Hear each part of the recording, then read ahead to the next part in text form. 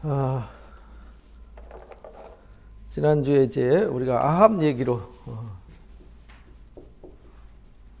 아합과 엘리야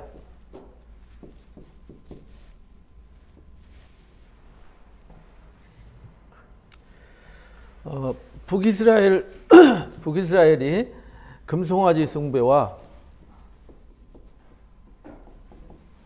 거기다가 바알 신앙까지 들어오는 바람에 이제 우상 덩어리가 된 것이죠.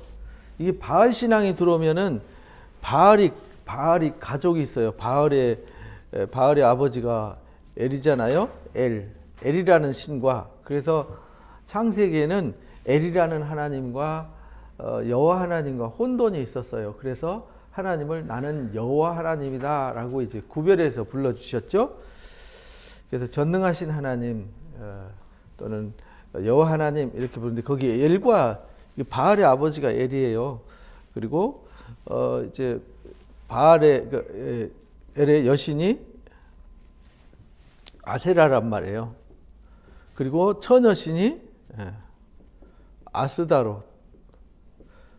이 바알 신이 오면은 엘과 아세라와 아스다롯. 그런데 엘은 잘 등장하지 않아요. 창세기만 등장하고 주로 등장하는 게 바알 신, 아세라 신, 아스타롯 신이에요. 근데 이 바알 신은 주로 이제 번개창을 들고 하늘의 비를 주관하는 신. 그리고 아세라, 아스타롯 이건 여신인데 여신은 이게 성적 타락신이에요. 왜냐하면 고대 시대의 신의 특징은 풍요와 다산의 신이에요.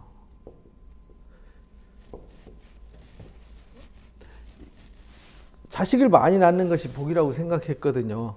그래서 비가 많이 와야 되고 농사가 잘 돼야 되고 옛날에 복은 그거였죠. 농사 잘 되는 거. 농사 잘 되려면 비가 많이 와야 되고, 그래서 비를 내리는 신이 바알 신이었죠. 그리고 다산은 이제 자식을 많이 낳는 거잖아요. 그래서 이제 일부 다처제를 주로 많이 활용을 했고, 그러면서 일부 다처라도 자식을 많이 낳는 것, 생명을 주는 거는 이 여신들에 의해서 주어지는 거다. 그래서 이 성적 타락이 조장이 된 것은 이 신전 제사장들, 이 신전 제사장들이 오늘날 우리로 말하면 창기 노릇을 한 거예요. 신전 창기 노릇을. 이게 여기 있는 신전 제사장, 제사장들과 음행을 하면은 자식을 낳을 수 있는 기운을 받는다. 그래서 자식을 많이 낳을 수 있다. 그런 전통이 있었어요. 이런 문화가 밑바탕에 깔려 있기 때문에 여호와 하나님은 보여지지도 않아요. 만져지지도 않아요. 이거는 다 신의 형상이 있고, 신전에 가면 신의 모습이 있거든요. 신의 그림이 있고, 또 신의 의식이 재미가 있어요. 재미가 있고 뭔가 있는 듯한 느낌이 들어요. 근데 여호와 하나님은 아무것도 없어요. 뭐 하러 가느냐? 소 잡아서, 양 잡아서, 염소 잡아서 피를 흘려서 하나님 앞에 희생 제사를 드려야 돼요. 그리고 신전에는 아무도 못 들어가요. 보지도 못해요. 그리고 굉장히 엄격하고 엄숙하고 거룩해요. 그러다 보니까 이 바알 신과 아세라, 아스타롯 신의 영향이 절대적일 수밖에 없는 거죠. 거기다가 이 금송아지 숭배는 애굽에서 430년 동안 조상들이 늘 경험하고 봐왔던 잠재 의식 속에 남아있는 신이란 말이에요. 그러니까 하나님을 섬기는데 얼마나 어려움이 있는가가 우리가 쉽게 알 수 있는 거예요. 그러니까 여기 아합 시대에 왜 타락했을까? 선지자들이 와서 말씀하시고 선지자들이 일하면은 빨리 깨닫고 회개해야지 왜 그렇게 말을 안 들을까? 이유는 간단해요. 이유는 이 조상들의 잠재의식 속에 있는 금송아지 숭배와 이 그 땅 문화, 이게 그래서 하나님이 신명기 7장에 그 땅에 가면 그 땅의 여자들과 결혼하지 마라. 또 그 땅의 여자들에게 동화되지 말아라. 그 땅의 여자들이 이 바알신과 아세라 신을 섬기는 사람들이었거든요. 그렇게 되면 그들의 마음을 뺏겨서 우상을 숭배하고 부패하게 된다. 그러니까 이방인들과 결혼시키지 마라 이렇게 가르쳤던 거예요. 근데 이 아합은 북이스라엘 왕이잖아요. 북이스라엘의 여로보암과 나답 왕조가 무너지고 바하사에 의해서 무너지죠. 그래서 바하사와 엘라가 시므리한테 무너지고 시므리가 오므리한테 무너지고 오므리 아들 아합이 지금 왕이 돼 있었거든요. 그래서 이 하나님을 섬기는 이 엘리야를 보내 가지고 아합에게 하나님이 이 엘이 바알이 하나님이 아니라 엘리야를 통해서 바알은 하나님이 아니야. 여호와 하나님.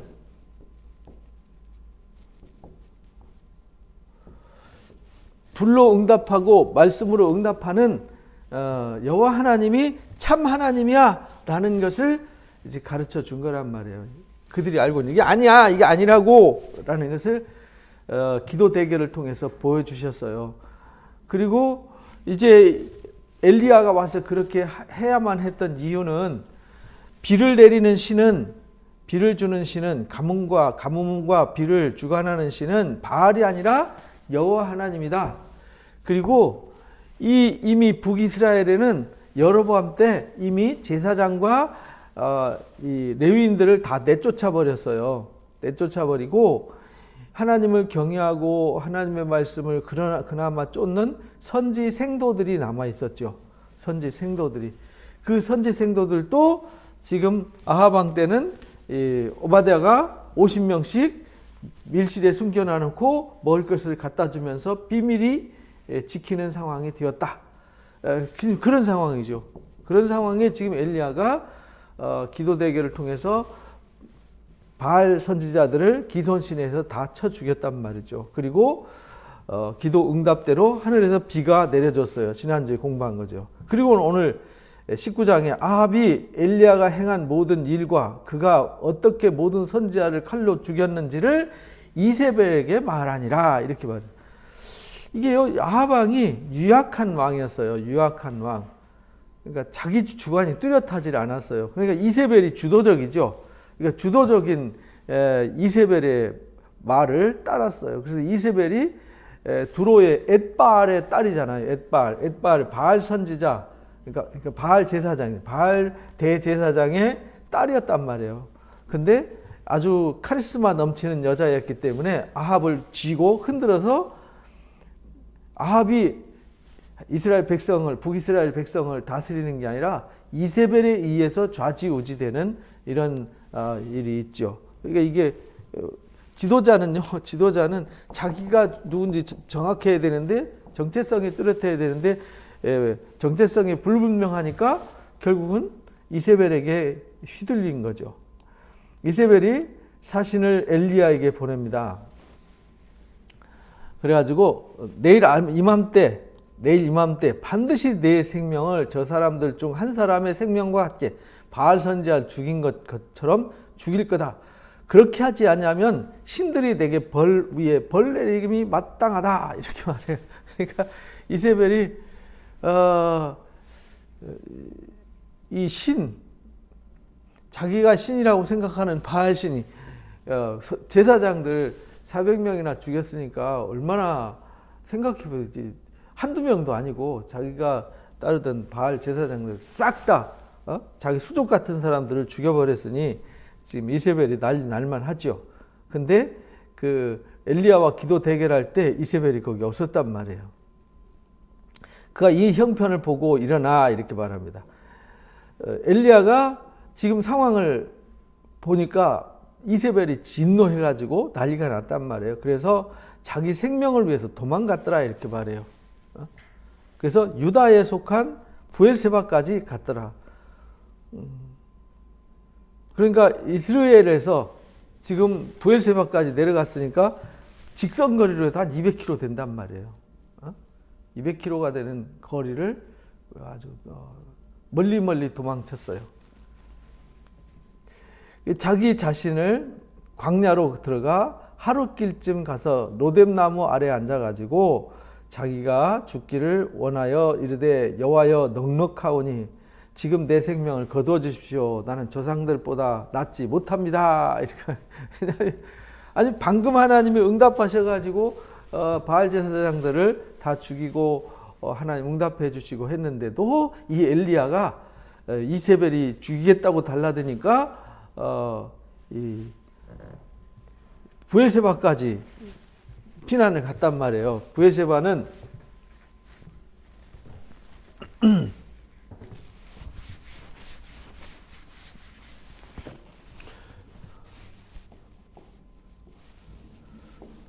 여기 이스라엘이잖아요. 그러니까 이 갈멜산 자락 여기 밑에 이스라엘의 그 별궁이 있었거든요. 이세벨 아합에. 여기서 지금 어디까지 왔냐면 여기까지 브엘세바 여기 있단 말이에요. 여기까지 도망온 거거든요. 여기서 도망와가지고 지금 여기서 이제 이쪽 시나이 반도까지 또 40일간 여행을 떠나요. 근데 여기까지 와가지고 하루길쯤 가가지고 광야에서 하나님 앞에 기도하는 거죠. 여기서 한 200km 가까이 되는 긴 그러니까 며칠간 간 거죠. 그죠? 200km 하루 이틀 만에 가는 게 아니잖아요. 도망가가지고 거기서 하나님 앞에 로뎀나무에 앉아가지고 죽기를 기도하더라. 지금 내 생명을 거두어 주십시오. 나는 내 조상보다 낫지 못합니다. 엘리야가 어딥니까? 야고보서 5장에 보면은 엘리야가 우리와 성정이 똑같은 사람이로되 이렇게 말하잖아요. 그가 기도하며 하나님이 3년 반 동안 비를 내리지 않고 그가 기도했더니 비를 주셨더라. 그러니까 우리도 기도하면 하나님이 응답해 주신다. 그러니까 누가 아픈 사람이 있거나 문제 있으면 병 낫기를 위해서 기도해라 했던 이야기가 그래서 나온 겁니다. 그래서 여기 와가지고 지금 기도하는데 지금 엘리야가 대단한 선지자지만 자기 생명을 하나님 앞에 구걸하는 연약한 자다. 다윗도 그랬잖아요. 아브라함도 그랬죠. 항상 육신을 가진 존재는 약해요. 죽기를 구했는데 사실은 엘리야가 죽음을 보지 않고 이제 들림을 받는 이런 놀라운 일이 일어나죠. 로뎀나무 아래 누워 자더니 그러고 자고 있는데요. 천사가 이제 먹을 것을 갖다 줍니다. 숯불에 구운 떡, 그 다음에 떡과 물 한 병을 줬어요. 마시고 일어났는데 또 물을 줬어요. 하나님이 위로해 주신 거죠. 걱정하지 마. 내가 너와 함께해. 내가 먹고 마시고 내가 사는 것 내가 책임져. 내가 너를 불렀잖아. 내가 너를 세웠잖아. 이런 말이거든요. 하나님이 불러놔놓고 책임 안 지면 뭐 선지자 어떻게 하겠어요. 하나님이 불렀어요. 그래서 예수님도 제자들 파송하면서 너희가 어디 가서 먹고 사는 거 걱정하지 마. 어디 가나 하나님이 책임져 주실 거야. 이렇게 이제 가르쳐 주신 거잖아요. 그래서 일어나 가지고요. 갈 길을 다 가지 못할까 하노라 하고 이제 어루만져서 먹을 걸 주셨어요. 그래서 음식 먹고 힘을 얻어 가지고 40주 40야를 가서 하나님의 산 호렙에 이르렀더라. 여기서 40일간 광야 여행을 해요.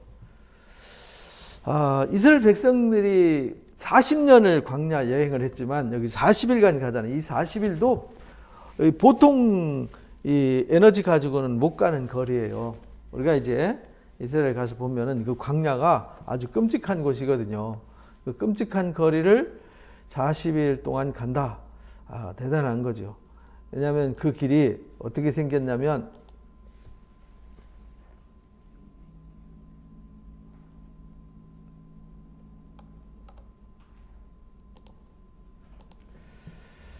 감사합니다. 어딨냐?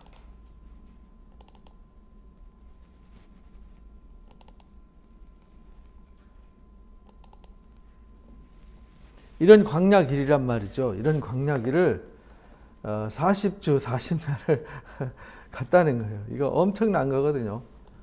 이런 광야 길을 가도 바위와 돌멩이밖에 없어요. 이 길에 햇빛은 막 지금 달력으로 치면은 지금 비가 오지 않는 때 지금 이 상황이 펼쳐졌으니까 5월달 이후에 가면은 이 광야에 가면 최소 30도에서 35도 이제 한여름에는 40도 이상 되는 무서운 광야란 말이에요. 거기를 40주 40야를 가서 하나님의 산 호렙, 모세가 하나님 말씀 받았던 그곳에 이르게 되는 거죠. 엘리야가 그곳 굴에 들어가서 거기서 머물더라. 굴에 머무르는 것은 햇빛 때문에 굴에 머무르는 거죠. 여호와의 말씀이 그에게 임하여 이르시되 엘리야야 네가 어찌 여기 있냐 이렇게 말해요. 하나님이 너 지금 왜 거기 있니 이 말이거든. 네 할 일 안 하고 왜 거기 와 있어 이런 말이거든요. 그러니까 그가 말합니다. 내가 만군의 하나님 여호와께 열심히 유별했습니다. 하나님을 향한 열심히 대단했습니다. 그래서 막 이 디셉 그리시네까지 가가지고 숨어 있다가 요단강 건너편 길르앗 땅에 디셉까지 도망갔었잖아요. 자기 고향 디셉 사람 엘리야니까 그리시네에서 물이 말라가지고 레바논 사렙다까지 도로 땅까지 갔다가 지금 헤매는 거잖아요. 얼마나 이 많은 시간을 더듬고 헤맸어요. 이런 이스라엘 자손이 주의 언약을 버리고 주의 제단을 헐며 칼로 주의 선지자들을 죽였습니다. 그리고 나만 남았습니다. 그들이 내 생명을 찾아 빼앗으려고 합니다. 그래서 여기 있습니다. 이렇게 말해요. 여호와께서 뭐라고 대답하시냐면 너는 나가서 여호와 앞에 산에 서라 이렇게 말해요. 산에 서라. 여호와께서 지나가시는데 여호와 앞에 크고 강한 바람이 산을 가르고 바위를 부수거나 바람 가운데 하나님이 계시지 않고 바람 위에 지진이 있으나 지진 가운데 하나님이 계시지 않고 지진 위에 불이 있었는데 불 가운데도 하나님이 계시지 않았더라. 불 후에 세미한 소리가 있는지라 이렇게 말하죠. 그러니까 막 하나님이 그래 내가 내 가운데 나타날게. 내가 너한테 나타나서 너한테 응답을 줄게 하고 이제 왔는데 그 하나님의 산 앞에 섰는데 갑자기 얼마나 바람이 불었는지 우리 그 바람 불면은 무섭잖아요. 막 바위도 날아다녀요. 바위도 이게 이 자연이라는 게 참 무서운 거예요. 이 미국의 토네이도 이런 거 보면은 막 소 같은 것도 날아다니잖아요. 공중에 막 그 바위가 이 공중에 떠다니다 떨어지고 이러거든요. 무섭습니다. 근데 여기 지금 얼마나 큰 광풍이 불었는지 산이 갈라지고 바위가 부서졌어요. 그리고 지진이 일어났어요. 그리고 거기에 막 불이 쏟아집니다. 그런데 거기 하나님이 계시지 않았어요. 그러니까 하나님은 대단한 막 능력과 표적 요란 속에 계신 것이 아니라 하나님은 뭘로 일하시느냐? 말씀으로 일하시는 하나님이시다. 그래서 세미한 음성이 소리가 났는지라 엘리야가 듣고 겉옷으로 얼굴을 가렸어요. 나가 굴 어귀에 섬에 소리가 그에게 임하여 이르되 말씀이 임하여 이르되 이 말이죠. 하나님의 말씀이 임하여 이르되 엘리야야 내가 어찌하여 여기 있느냐. 온유하고 부드러운 음성으로 말씀하셨어요. 똑같이 네가 어찌하여 여기 있느냐 앞에서 묻는 것처럼 똑같이 그러니까 똑같이 대답을 해요. 내가 하나님을 향해서 열심히 아주 대단했는데 이스라엘 자손이 하나님 말씀을 버렸습니다. 언약을 버렸다는 얘기는 모세를 통해서 주신 언약, 아브라함을 통해서 주신 언약, 모세를 통해서 주신 율법의 언약을 버렸다는 거죠. 주의 제단을 헐어버렸고 칼로 선지자들을 죽였으며 나만 남았습니다. 그래서 내 생명 찾으려고 빼앗으려고 지금 찾아다니고 있습니다. 그래서 여기 있습니다.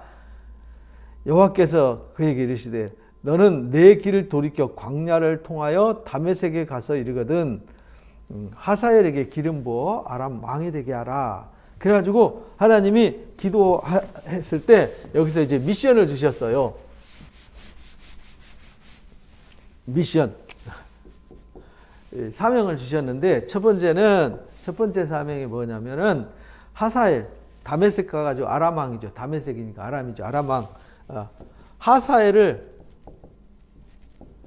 아람 왕으로 세워라. 두 번째 미션은 너는 nim시 아들 예후에게 기름 부어라. nim시 아들이 아합 집안의 군대 장관이었어요. 군대 장관이었는데 예후를 북이스라엘 왕으로 세워라. 그리고 아벨무훌라 가면, 아벨무훌라가 이제 어디냐면 요단강 동편에 디셉이라는 엘리야의 고향이 있어요. 그 엘리야의 고향에서 이렇게 건너다 보면은 산 밑에 언덕이 보이는데 거기가 이제 아벨무훌라입니다. 제가 이제 몇 년 전에 가봤는데 그냥 아무것도 없어요. 그냥 밭이에요. 밭이고 산인데 거기서 엘리야가 소 가지고 밭 깔고 있는데 그때 하나님 부르심을 받게 되죠. 그래서 이 아벨무훌라가 여기쯤 됩니다. 여기쯤 됩니다. 여기 가가지고 여기 다메섹 가가지고 하사엘을 왕으로 세우고 여기 이제 예후 왕으로 세우고 세 번째는 여기 아벨무훌라 와가지고 엘리사를 제자로 세워라. 이 세 가지 미션을 줬어요. 엘리사에게 기름 부어서 너를 대신하여 선지자가 되게 해라. 하사엘의 칼을 피하는 자는 예후의 칼에 죽을 거다. 그러니까 하나님께서 이들이 타락해서 아합이 타락하면 하나님이 징계의 칼을 드시잖아요. 이 타락했을 때 첫 번째 내리는 재앙이 가뭄이었잖아요. 가뭄. 그래서 이미 가뭄 재앙을 한번 당했죠. 3년 반 동안. 두 번째는 이 칼입니다. 칼. 그래도 말 안 들으면 전염병.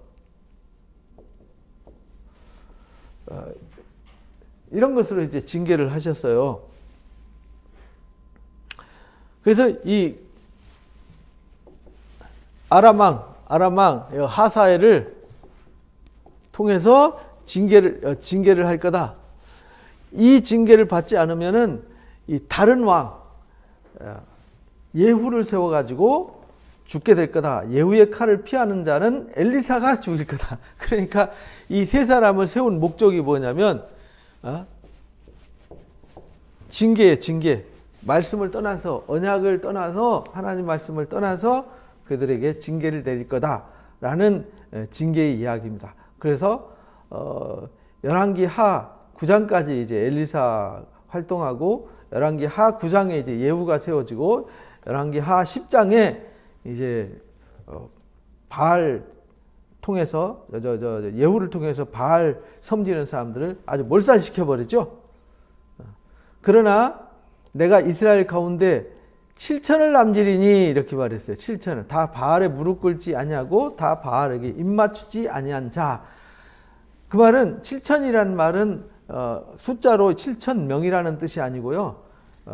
7이라는 숫자는 많다는 뜻이었어요. 완전하다 뜻으로 쓰여져서 내가 이스라엘 가운데 바알에 무릎 꿇지 않은 사람을 많이 남겨둘 텐데 그걸 7천 이렇게 말했어요. 바알에 무릎 꿇지 않고 바알에게 입맞추지 않은 사람 아직도 많이 있다 이렇게 말해요. 많이 있으니까 너는 가서 그 사명을 다해라 이렇게. 하나님은 북이스라엘이 나중에 완전히 멸망하지만 그 가운데서도 하나님이 구원할 하나님 백성이 있다라는 거죠. 그래서 하나님이 이스라엘 백성들을 사랑하시되 끝까지 사랑하시니라 이렇게 말하는 거죠. 그래서 그 마지막까지 그들에게 회개를 시키기 위해서 예후 때 예후가 아합 오므리 왕조를 멸망시키잖아요. 그리고 이제 예후 왕조가 들어서는데 예후 왕조의 이제 셋째 아들인 세 번째 후손인 여로보암 2세 때 엄청나게 번성케 하죠. 근데 번성할수록 그들이 더 타락해요. 그래서 그때 하나님이 보내신 선지자가 누구냐면 호세아와 아모스예요. 호세아 아모스를 통해서 그들에게 회개를 일깨우죠. 그래서 호세아 아모스를 읽어보면 요 당시에 요 상황이 그대로 있어요. 그러니까 이 상황을 이 아합 왕조와 예후 왕조 때에 그들이 타락한 타락상, 그들이 선지자들을 보내서 부지런히 말씀하시되 듣지 않고 그들이 타락한 모습을 말씀하시는 얘기가 그대로 기록이 돼 있죠. 엘리야가 거기서 그래서 떠나가지고요, 엘리사를 먼저 가서 선지자로 세웁니다. 가니까 소 12마리 데리고요, 앞세우고 밭을 갈고 있었어요. 그 12째 겨릿소와 함께 있더라. 엘리야가 그리로 건너가서 겉옷을 그 위에 던졌더니, 겉옷을 던졌다는 말은 네가 나의 제자가 되어라 이런 뜻이에요. 대제사장이 겉옷이 그 권위적인 상징이었잖아요. 대제사장만 겉옷을 입었어요. 그래서 겉옷을 주었다는 얘기는 네가 나의 역할을 대신하라라는 제자의 부르심이에요. 그가 손을 버리고 엘리야에게 달려가서 이르되 청하건대 나를 내 부모에게 입맞추게 하소서. 그리한 후에 따르리이다. 엘리야가 이르되 돌아가라. 내가 네게 어떻게 행하였느냐. 엘리사가 그를 떠나 돌아가서 소를 가져다가 잡고 기구를 불살라 고기를 삶아서 백성에게 주어 먹게 하고 일어나 엘리야를 따르며 수종 들었더라. 그래서 이제 엘리사가 이제 엘리야의 제자가 되는 미션을 수행을 합니다. 그리고 당장 엘리사가 무슨 일을 하지 않았어요. 그래서 엘리사는 엘리야를 따라다니면서 배우는 거죠. 예수님의 제자들이 따라다니면서 제자들에게 예수님에게 배우죠. 이걸 도제식 교육이라고 우리말에는 그렇게 쓰죠. 도제식 교육. 따라다니면서 함께 보고 경험하고 배우는 거죠. 그래서 아람의 베나닷 왕이 군대를 모아가지고요, 이들을 칩니다. 아람 왕 베나닷의 하인 중에 한 사람이 이 하사엘이거든요. 그 하사엘 장군을 이제 왕으로 세운데 이 베나닷 아람 왕 베나닷이 지금 사마리아를 에워싸고요, 그것을 쳤어요. 아주 강력한 왕이었죠. 왕 32명이 그와 함께 있다 이렇게 있잖아요. 그러니까 주변의 부족 국가들을 다 지배하는 나라였어요. 아람이 대단한 파워를 가지고 있었죠. 그래서 지금 갈릴리 지방도 다 치고요, 사마리아를 에워싼 거죠. 사마리아를 에워쌌다는 얘기는 나머지 다 쑥대밭 됐다는 얘기잖아요. 사자들을 성 안에 있는 이스라엘의 아합 왕에게 보냅니다. 그리고 베나닷이 그에게 이르되 내 은금은 내 것이요 내 아내와 내 자녀들을 아름다운 자도 다 내 거다. 네가 가지고 있는 은금 다 내 거야. 네 아내도 네 자녀도 다 내 거야. 이렇게 말해요.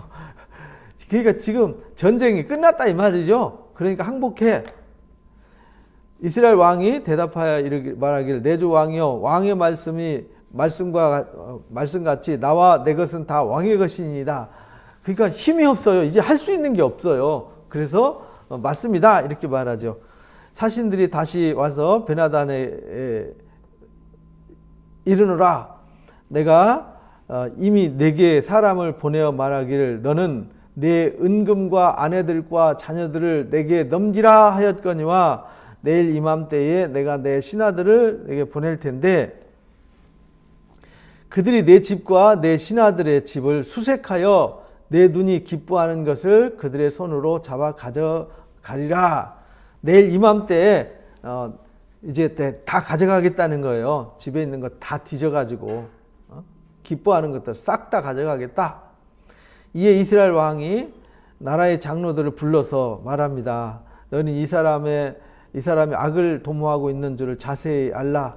내가 내 아내와 내 자녀들과 은금을 빼앗으려고 사람을 내게 보냈으나 내가 거절하지 그들이 그렇게 달라고 했는데 거절하지 못했다. 이제 큰일 났다. 어떻게 하면 좋겠냐 라고 합니다.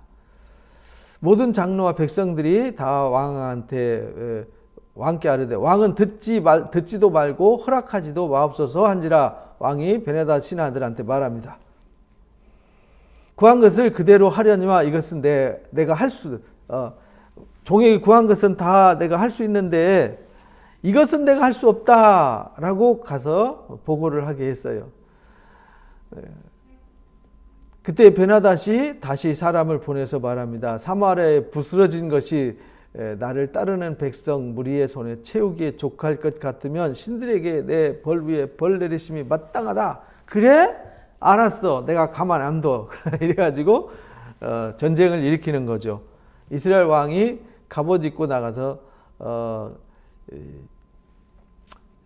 갑옷 입는 자가 갑옷 벗는 자 같이 자랑하지 못할 것이라 하라 이렇게 말합니다. 그러니까 힘이 없다는 거죠. 그때 베나다시 왕에게 장막에 마시다가 이 말을 듣고 그 신하에게 이르되 너는 진영을 치라. 그래가지고 전쟁을 일으킵니다. 그때 한 선지자가 등장합니다. 한 선지자가 지금 북이스라엘이 위기 때만 지금 하나님 찾는 거잖아요. 방금 전까지만 해도 이세벨이 엘리야를 죽이려고 그랬어요. 그리고 아합은 자기가 왕인데 엘리야를 통해서 여호와 하나님만이 하나님이다. 그리고 그 백성들이 모아서 바알 신이 응답 안 하고 여호와 하나님 응답하는 걸 백성들이 보고 엘리야가 말하잖아요. 너희가 언제까지 머뭇거리겠느냐? 여호와 하나님과 바알 하나님 사이에서 언제까지 머뭇거리겠느냐? 너희가 선택하라라고 이제 18장에서 했었잖아요. 언제까지 머뭇거리겠느냐 하고 이제 기도 응답할 때 과연 여호와 하나님이 하나님이시다. 이래서 백성들이 하나님께로 돌아섰는데 그 돌아선 하나님께로 돌아선 이스라엘 백성들의 신앙이 길게 이어지지는 못했다는 거예요. 왜냐하면 그들에게 말씀을 가르쳐주고 그들을 하나님께로 이끌어가는 리더들이 없었기 때문에 그렇습니다. 그러니까 그들이 그때는 와 역시 여호와 하나님이 하나님이야 했는데 현실에 돌아와서는 똑같아진 거죠. 그런 중에 여기 한 선지자가 나타나서 아합 왕한테 말하는 거죠. 아합 왕에게 나가서 여호와의 말씀이 내가 이 큰 무리들을 보느냐? 내가 오늘 그들을 내 손에 넘길 텐데 너는 내가 여호와인 줄 알리라 하셨나이다 라고 말해요. 근데 이 아합이 이 말을 들어요. 왜냐하면 위기 때에 엘리야를 통해서 하나님 응답하신 거 봤잖아요. 그래서 여호와 하나님이 하늘 문을 닫아서 비 안 오게 하는 것도 봤고 비를 내리는 것도 봤어요. 그래서 위기가 되니까 자기가 할 수 있는 게 아무것도 없어요. 지금 베나다드를 통해서 이를 깨닫게 하려고 압박하고 몰아세워서 하나님께로 그들을 돌이키려고 하는데 그래서 이 미션을 준 거잖아요. 세 가지 미션을 줘서 징계하는 이유는 징계가 목적이 아니잖아요. 하나님이 징계하실 때는 목적이 뭐냐면 회개케 하는데 목적이 있단 말이죠. 그래서 이제 세 사람을 세웠는데 이 선지자 한 사람이 이제 그 선지 생도들 중에 한 사람이었잖아요. 아비르되 누구를 통하여 그렇게 하시리까 대답하되 여호와의 말씀이 각 지방의 고관의 청년들로 그렇게 할 겁니다. 고관들의 청년들로 할 겁니다. 아합이 그러니까 누가 싸움을 시작하리까 대답하되 왕이 먼저 싸움을 걸면 됩니다. 이렇게 말해요. 아합이 이에 각 지방의 고관 청년들을 모았는데요. 230명밖에 안 돼. 232명. 그 외에 모든 백성 곧 이스라엘의 모든 자손을 계수하니 7,000명이더라. 전쟁에 나갈 수 있는 사람이 지금 왜냐하면 다른 성을 다 함락당하고 어디만 남았어요? 지금 사마리아만 딸랑 남은 거잖아요. 사마리아에 전쟁할 수 있는 사람은 7,000명밖에 없어요. 그리고 청년들을 계수했더니 232명밖에 없어요. 그래서 정오에 나가니 베나다시 장막에서 돕는 32명과 더불어 마시고 취하는 중이더라. 32명의 부족 왕들과 이제 먹고 취하고 난리가 난 거죠. 각 지방의 고관 청년들이 먼저 나갔더라. 베나다시 정탐꾼을 보냈더니 그들이 보고 이르되 사마리아에서 사람들이 나오더이다 하면 이 232명의 청년들이 나오는 것을 정탐꾼이 봤어요. 그가 이르되 화친하러 나올지라도 사로잡고 싸우러 나올지라도 사로잡으라. 걔네들이 이제 항복하러 오나 보다 이렇게 생각한 거죠. 청년들이 그를 따르는 군대가 성읍으로 나가서 적군을 쳐 죽였더라. 그래서 하나님이 항상 악한 사람이라 할지라도 하나님의 말씀을 순종하면 이 전쟁에서 이긴단 말이에요. 근데 하나님 말씀을 불순종하면 아무리 큰 군대를 가져도 이길 수가 없어요. 그래서 여호수아가 여리고를 정복할 때에는 난공불락의 성이지만 그들이 아무것도 한 것 없이 말씀에 순종해서 돌고 외쳤을 때 성이 무너졌지만 조그만한 성 아이성은 가서 3,000명만 데리고 갔다가 혼났죠. 36명이 죽는 불행한 사고가 생기게 되죠. 이스라엘 왕이 나가서 말과 병거를 치고 아람 사람을 크게 이겼더라. 그 선지자가 이스라엘 왕한테 말합니다. 그러니까 선지자가 하는 말을 이제 왕이 잘 들어야 돼요. 이제 왕은 가서 힘을 기르고 왕께서 행할 일을 알고 준비하십시오. 해가 바뀌면 이 말, 해가 바뀌면 이들이 다시 치러 올 겁니다. 이 말은 전쟁이 겨울에는 하지 않았어요. 왜냐하면은 겨울에 전쟁하러 올 때 그 길목만 막으면은 오기가 힘들었어요. 이스라엘 평원이 있었잖아요. 여기가 이 내려오는 길목이란 말이에요. 이쪽으로는 못 와요. 여기는 굉장히 고원지대고 가파라서 올 수가 없어요. 그러니까 오는 데가 어디냐면 꼭 여기예요. 이쪽 메소포타미아나 아람 사람들 오는 길이 꼭 여기예요. 근데 여기가 평야인데 비가 오면은 여기가 뻘땅이 돼요. 비가 오면 쉽게 말하면 우리 논두렁처럼 물이 있는 곳이 돼요. 그러니까 거기에 말을 타고 또는 마차에 짐을 싣고 올 수가 없어요. 빠져가지고. 그러니까 겨울에는 전쟁을 하지 않았습니다. 해가 바뀌면 온다는 얘기는 지금 겨울 지나면 이들이 또 전쟁하러 올 겁니다. 건기가 되면 다시 올 겁니다. 이런 말이거든요. 아람 왕의 신하들이 왕께 아뢰되 그들의 신은 산의 신이므로 이렇게 말해요. 아람 왕이 말합니다.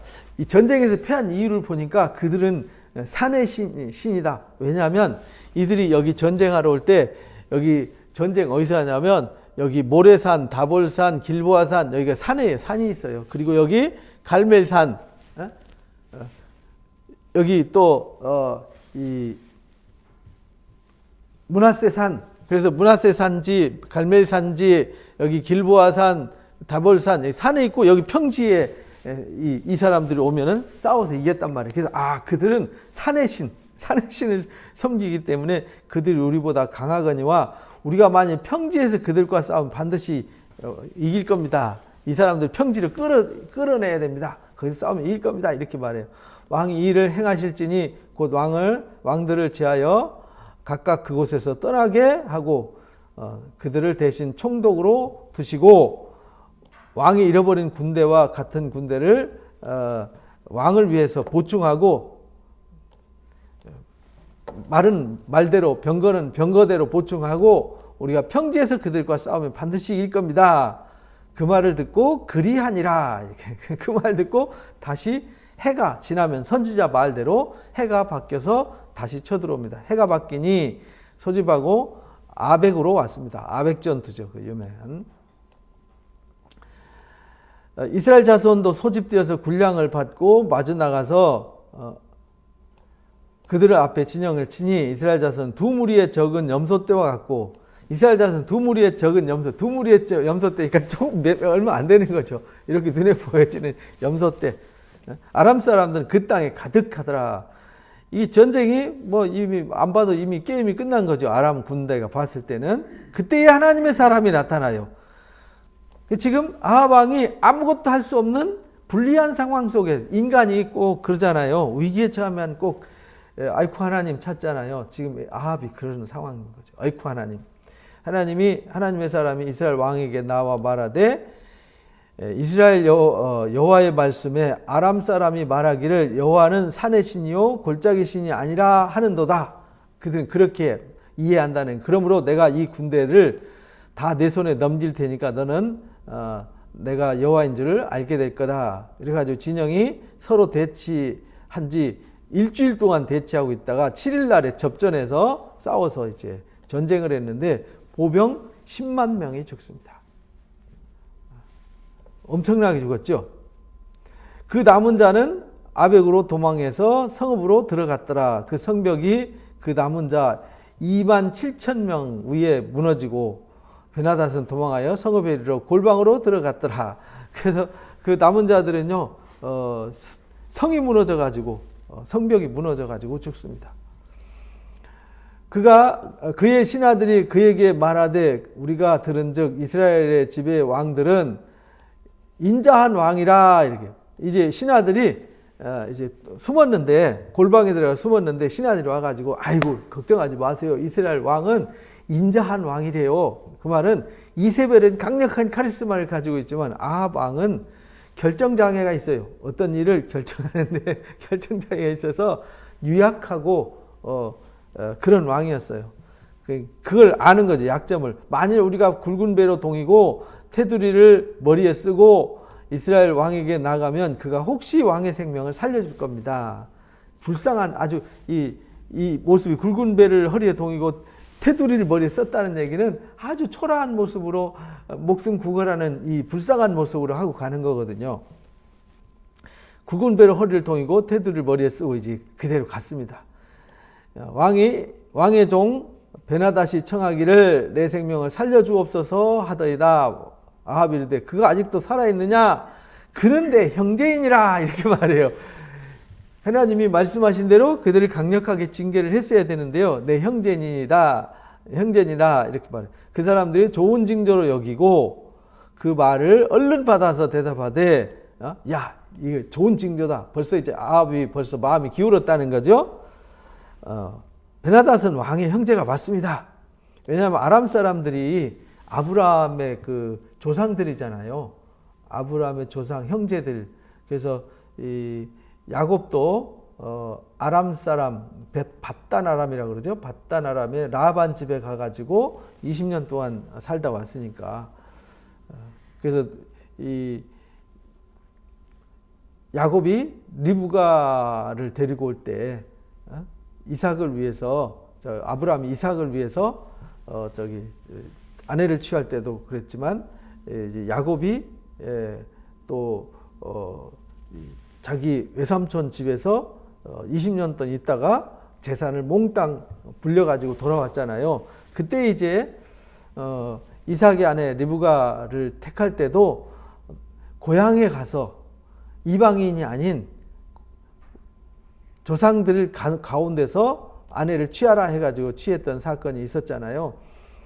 아람 왕이 이르되 너희는 가서 그를 인도하여 여기 왕이 아합 왕이죠. 너희는 가서 그를 인도하여 오라. 베나닷이 이에 왕에게 나오니 왕이 그를 병거에 올린지라. 베나닷이 왕께 아뢰되 내 아버지께서 당신의 아버지에게서 빼앗은 모든 성읍을 내가 돌려보내리이다. 가서 항복하고요. 제가 다 돌려드리겠습니다. 뺏은 거 이렇게 얘기해요. 내 아버지께서 사마리아에서 만든 것 같이 당신도 다메섹에서 당신을 위하여 거리를 만드소서 이렇게 말합니다. 아합이 이르되 내가 이 조약으로 당신을 놓으리라 하고 그래서요 조약을 맺고요 다 놔줘버려요. 선지자의 무리 중 한 사람이 선지 생도들이죠. 선지 생도들의 무리 중 한 사람이 여호와의 말씀을 그의 친구에게 이르되 너는 나를 치라 하였더니 그 사람이 치기를 싫어했더라. 선지자 무리 중 한 사람이 친구한테 말합니다. 야 나한테 여기 패 이렇게 말해요. 주먹으로 치라고. 그가 그 사람에게 이르되 내가 여호와의 말씀을 듣지 아니하였으니 내가 나를 떠나갈 때 사자가 너를 죽일 거다. 그 사람이 떠나갈 때 진짜 사자가 만나서 죽었어요. 하나님의 말씀을 그 친구에게 이 선지자의 무리가 하나님 말씀이 이렇게 하나님이 말씀하셨는데 하나님의 말씀이 너 나 때리래 이렇게 말해요. 그러면은 하나님 말씀하셨으니까 어떻게 해야 돼요? 때려야 되잖아요. 좀 어떻게 보면 유치한 것 같잖아요. 그죠? 근데 그 친구가 선지자 생도인데도 하나님 말씀을 불순종했더니 죽었어요. 앞에서도 우리가 봤죠. 13장에 그 하나님의 사람이 젊은 하나님의 사람, 젊은 선지자가 이제 여로보암한테 가서 말씀을 전하고 돌아올 때 늙은 선지자가 나타나서 나도 하나님의 선지자다. 하나님 말씀이 오늘 내게 임했는데 너 우리 집 와서 먹고 가라 그랬다. 그러니까 하나님은 이 젊은 선지자 보낼 때 먹지도 말고 머무르지도 말고 즉시 돌아서서 와라 그러는데 이 늙은 선지자의 유혹에 속아서 결국은 그 젊은 선지자가 죽는 사고가 있었잖아요. 여기 똑같은 상황이에요. 그러니까 하나님이 시험하는 건 뭐냐면요. 말씀을 순종하라는 거죠. 뭘 하든 어떻게 하든 하라고 할 때는 해야 되는 거죠. 그가 또 다른 사람을 만나 이럴 때 너는 나를 치라 하며 그 사람이 그를 아주 상하도록 쳤더라. 이렇게 아주 상하도록 쳤다는 얘기는 아주 심하게 폭력을 행사했다는 거죠. 그래서 선지자가 가서 수건으로 자기 얼굴을 가려서 변장하고, 그러니까 얼굴을 가렸다는 얘기는 맞아가지고 얼굴이 이제 눈탱이 밤탱이가 된 거죠. 에? 그래가지고 간 거예요. 변장하고 길가에서 왕을 기다리다가 왕을 만났어요. 왕이 지나갈 때 소리질러 왕을 불러 이르되, 종이 전쟁 가운데 지나갔더니 한 사람이 돌이켜 어떤 사람을 끌고 내게 와서 말하기를, 이 사람을 지키라. 만일 그를 잃어버리면 내 생명을, 그의 생명을 대신하거나 그렇지 않으면 내가 은달란트를 내어 줘야 하리라. 이렇게 말했습니다. 근데 종이 이리저리 일을 볼 동안에 그가 없어졌습니다. 이스라엘 왕이 그에게 이르되, 내가 스스로 결정하였으니 그대로 당하여야 한다. 이렇게 말해요. 아니, 하나님 이렇게 맡았잖아요. 나갔는데 이 사람을 지키라 이렇게 맡겼어요. 근데 잃어버리면 네가 그 생명 대신 내놔야 돼. 이렇게 했단 말이에요. 근데 내가 이리저리 돌아다니다가 볼일 보다가 와보니까 그 사람 없어졌어요. 그러면은 네가 약속했으니까 네 생명 내놔야지. 이런 말이잖아요. 그러니까 이 아합 왕한테 그 얘기가, 그럼 네가 그렇게 약속했으니까 그렇게 해야지. 이렇게 얘기해요. 그가 급히 자기 눈을 가린 수건을 벗으니 이스라엘 왕이 그는 선지자 중 한 사람인 줄 알아보았더라. 그가 왕께 아뢰되, 여호와의 말씀이 내가 멸하기로 작정한 사람을 내 손으로 놓았은즉 내 목숨을 그 목숨을 대신하고 내 백성은 그 백성을 대신하리라 하셨나이다. 이래가지고 하나님 말씀 불순종한 결과가 당신에게 임할 겁니다. 이렇게 말합니다. 이스라엘 왕이 근심하고 대답하되 그의 왕궁으로 돌아가고 사마리아에 이르니라. 이게 우리가 꼭 상황 보면 위기에 처하면 하나님 말씀을 들었어요. 그래서 이 선지자, 젊은 선지자 통해 가지고 하나님 말씀을 순종할 때 하나님이 지금 선지자가 맞았잖아요. 근데 내가 너를 왜 때려? 하나님 말씀하셔도 때리는 건 아니지. 한 사람은 죽었단 말이에요. 그러니까 선지자일지라도 어떤 일을 하더라도 하나님 말씀을 순종해야 된다. 이걸 가르쳐 줬어요. 그러면서 이 아합 왕한테 가서 이야기를 전달할 때 한 사람 맡았다가 잃어버린 얘기, 그 목숨을 대신한 얘기를 가르쳐 주면서 당신이 그렇게 될 겁니다. 라고 말했으면은 아합이 깨달아야 되잖아요. 깨닫고 뭐 해야 되냐면 회개를 해야 된단 말이에요. 깨닫고 징계하는 이유는 회개하기 위함이다. 이랬잖아요. 회개하고 하나님의 말씀을 어떻게 하면 순종할 수 있는가, 어떻게 하면 하나님의 뜻을 돌이킬 수 있는가를 생각해야 되는데 그걸 하지 않았다는 거예요. 그래서 의인과 악인의 차별은 한 가지라는 거예요. 의인은 똑같아요. 엘리야도 성정을 가진 사람이기 때문에 무서워서 도망갔잖아요. 우리도 마찬가지입니다. 믿음이 있지만 때로는 믿음이 없어요. 믿음이 있는 것 같지만 믿음이 없어요. 그런데 하나님 보실 때 의로운 사람과 의롭지 못한 사람의 차이는 한 가지예요. 회개한 사람과 회개하지 않는 사람. 똑같은 상황이지만 의인은 회개할 줄을 알고, 회개한다는 말은 돌이켜서 하나님 말씀으로 다시 돌아가는 일을 해요. 그런데 악인은 알아요. 잘못했다는 거. 그런데 돌이키지를 않아요. 회개하지를 않아요. 이런 차이가 있는 거예요. 다윗이 위대한 이유는 다윗이 우리아의 아내 밧세바를 취하고 우리아를 전쟁터에 나서 죽게 만들잖아요. 아주 악한 일을 했잖아요. 근데 선지자 나단이 당신은 나쁜 인간이야 라고 책망했을 때 그가 시편 51편 시에 나오는 고백처럼 자신의 죄를 철저하게 고백하고 회개를 하죠. 그래서 다윗이 용서를 받아요. 그래서 시편 32편에 그 불법을 사하심을 받죠.